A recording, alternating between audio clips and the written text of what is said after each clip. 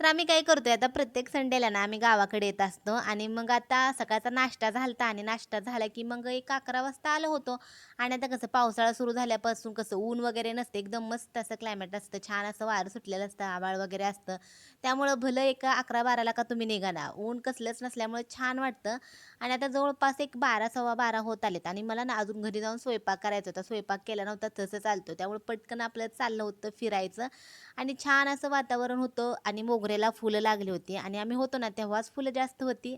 आता थोडीशी फुलं होती तर ती मी फुलं काढून छान अशी केसात घातली होती आणि मोगऱ्याचा वास किती भारी येतो तुम्हाला माहितीच आहे. नंतर नाही ते एक फुलपाखरू होतं आणि मी ज्यावेळेस लहान होते ना तेव्हा खूप कलरफुल अशी फुलपाखरं असायची. आता दिसतच नाही जास्त करून असे येलो कलरचीच फुलपाखरं दिसतात. ती पण खूप कमी. नाहीतर अगोदर भरपूर अशी कलरफुल पांढऱ्या वगैरे कलरची असायची, मिक्स कलरची फुलपाखरं असायची. पण आता 1-2च दिसतात ते पण कुठं तरी. चला आजचा मिनी ब्लॉग कसा वाटला नक्की सांगा. बाय.